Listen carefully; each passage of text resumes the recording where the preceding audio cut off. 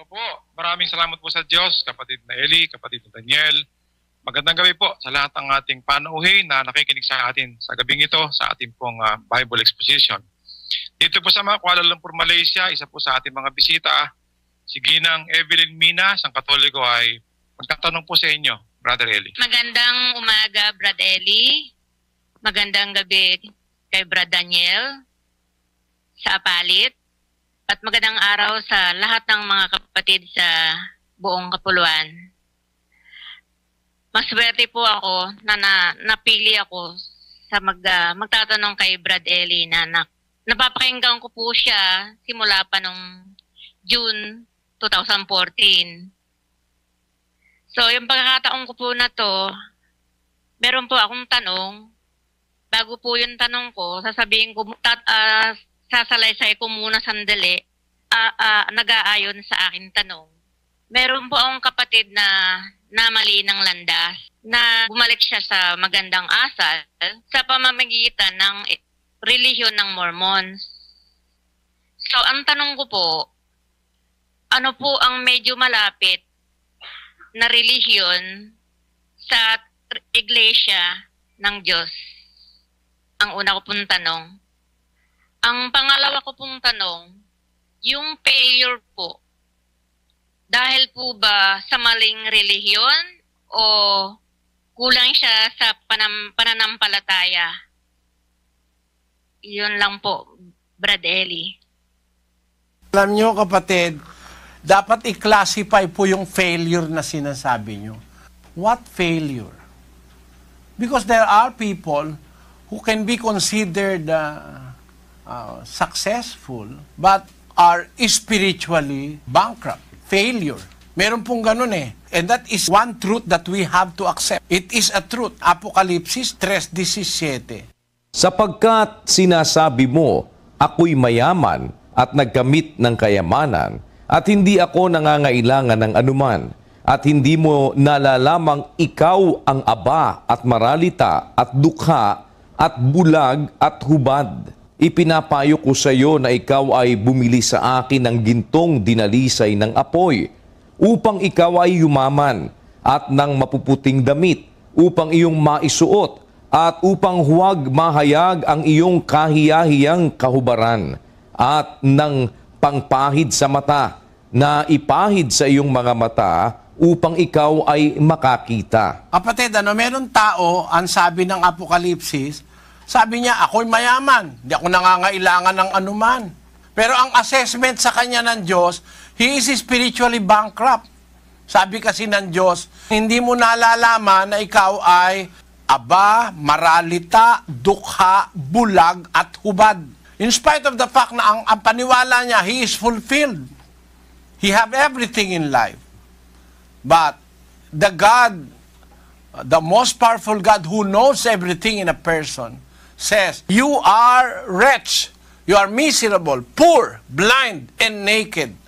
Sa 18, sabi niya, I counsel thee to buy of me gold tried in the fire, that thou mayest be rich, and white raiment, that thou mayest be clothed, and that the shame of thy nakedness do not appear, and anoint thine eyes with eye salve, that thou mayest see. You see, merong mga tao considered as victorious or successful, but spiritually, they are bankrupt. Kaya yung sa tanong mo kapatid, yung failure ba, nanggagaling saan? Sa kulang sa pananampalataya o yung dahil po ba yan, sabi nyo sa tanong nyo? Kaya I want to classify, anong failure po ang sinasabi nyo? Kasi meron tao successful in life, in terms of this world, but spiritually a failure. Marami pong mga bansa ngayon, kapatid, hindi naniniwala sa Diyos, pero mayayaman. It seems na wala silang problema. Hindi sila naniniwala sa Diyos, pero mayayaman sila. What kind of a failure you want to ask me, sister? Doon sa tanong yung isa, maliwanag sa akin. Sabi nyo, meron kayong kapatid na naligaw na landas pero natuto ng mabuti sa Mormons. Alam nyo, ang lahat ng relihiyon may pangmukhang mabuti. kumbaga sa isang stage, may props maganda. Pero yung backstage, kuminsan napakasama. Meron ganun mga stage May props, may dekorasyon sa stage, maganda sa tingin ng manonood, ano? Pero sa likod ng stage, may masasamang practice na nangyayari. Ganyan po ang relihiyon. Lahat ng relihiyon may mabuting pangmukha. Pero pagka pumasok ka sa loob, makikita mo ang bulok, kagaya ng Mormons. Huwag kayong magagalit, kapatid, ano? Ang Mormon as a religion ay naka-camouflage, naka-maskara. Ang loob, pag pinasok mo, pwedeng mag-asawa ng 5, pwedeng mag-asawa ng 10. Kasi yun ang nasa doktrina ng Mormonism. Paano mo sasabihin ito'y tama? Ang sabi kasi ni Kristo sa unang Timoteo, Kapitulo 3, versikulo 2, ganito. Dapat nga na ang obispo ay walang kapintasan, asawa ng isa lamang babae, mapagpigil, mahinahon ang pag-iisip, mahusay, mapagpatuloy, sapat na makapagturo. Ang requirement para sa isang obispo o nagli-leader sa relihiyon.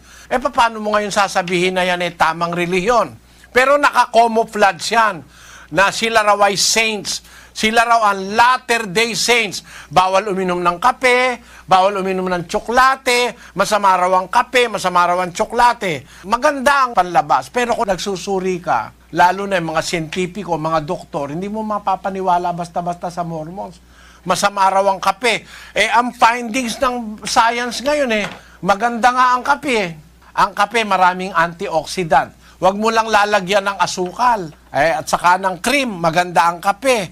Nakaka-prevent ng Alzheimer's disease at nakaka-prevent ng anxiety, ng depression, nakaka-prevent ng iba-ibang mga sakit. Maraming benefit sa kape. Bawal sa Mormons yan. Pati tsoklate bawal saan mo pinagkukuha yun? Wala naman sa Biblia yun. Kaya kung pag-aaralan mo yung kabuuan ng Mormon sa Biblia, kapatid, maraming mga aral yan na labag sa Biblia, mali sa Biblia.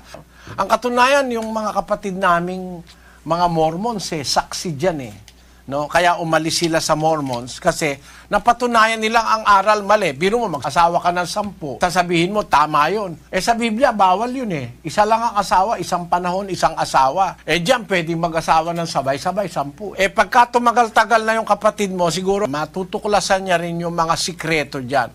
Kasi kumbaga sa nanonood ka, yung stage maganda, maraming props, may mga camouflage. Pero pag sa likod ng stage mo titignan, mula sa pinanggalingan, si Joseph Smith at si Brigham Young, napakaraming aral na mali ang pinagtuturo. Wala lang kung panahon kapatid. Yung tawag lang sa kanila, Antikristo na sila biro mo, ang talagang tawag sa mga Kristiyano, sila Mormons Ang pangalang Mormons nanggaling doon sa pangalan ng anghel na nagpakita kay Joseph Smith, si Moroni. Doon nila kinuha yung pangalang Mormons. Mas gusto nila yung kaysa sa pangalan ni Kristo. Sa Biblia, sabi ng Biblia, walang ibang pangalang ibinigay sa silong ng langit sa mga tao na sukat nating ikaligtas, maliban sa pangalan ng Panginoong Hesukristo.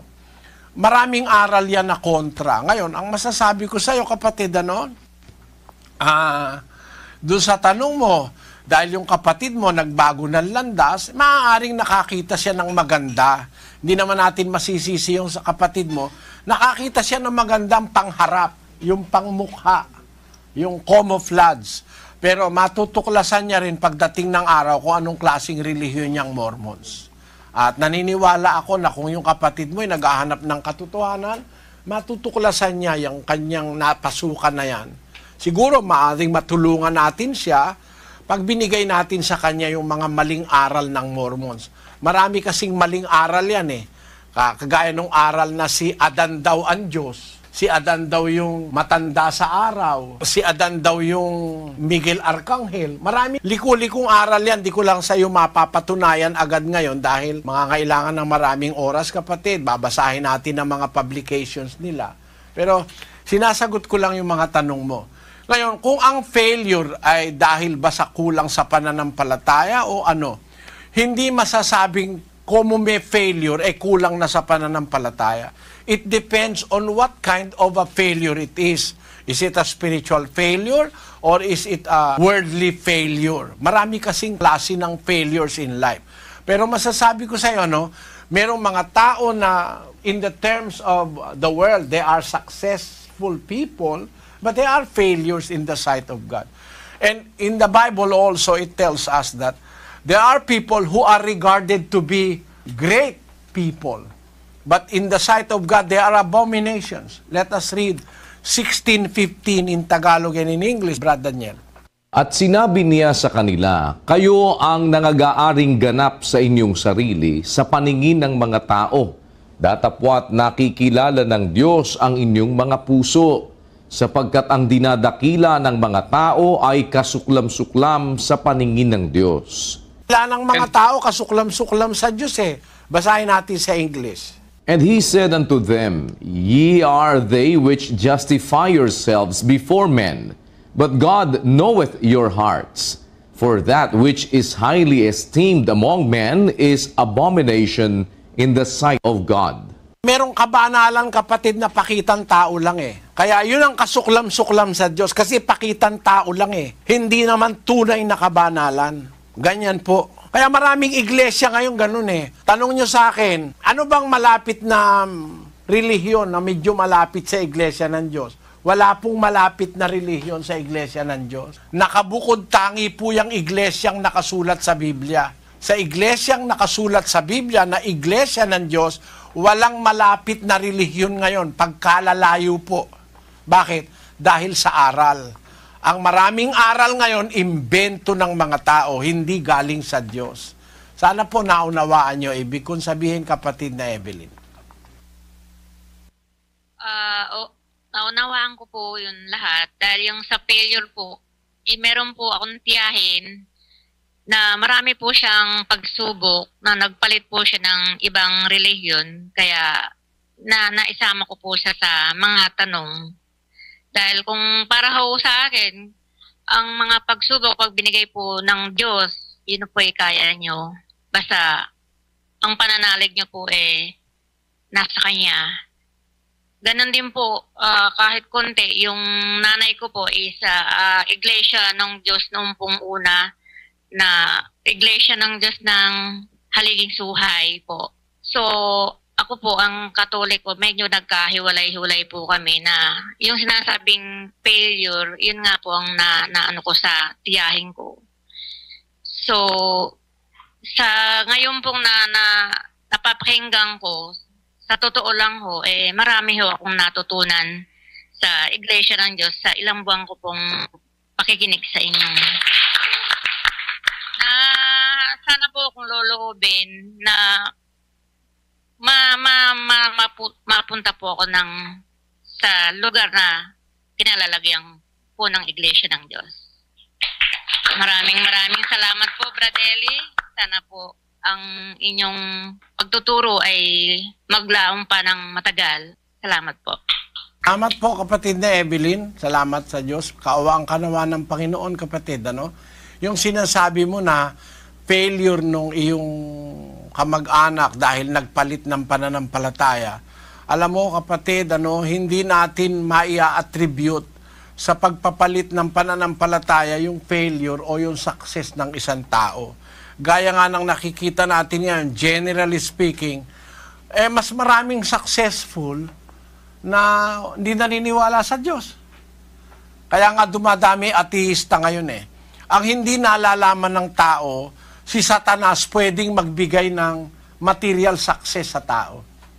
Nakakapagbigay ng material success sa tao, si Satanas. Sa mga taong hindi naniniwala sa Diyos, maaaring pagpalain ni Satanas yun.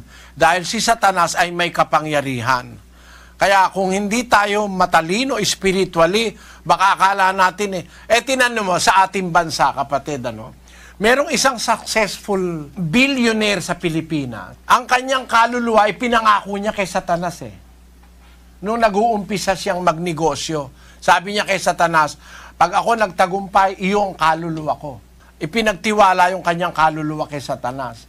Pagka ganun ang gagawin mo, ang mangyayari yung sinasabi dun sa Zephanias 1:18. Pakibasa, kapatid na Daniel.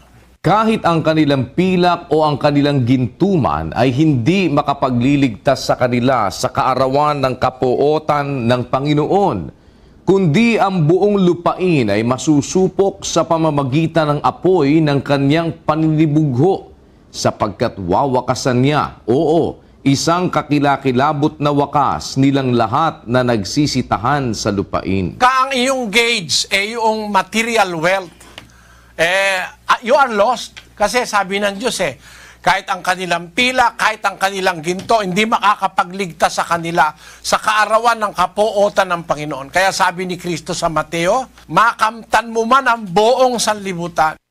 Ano? Nasa Marcos din yun.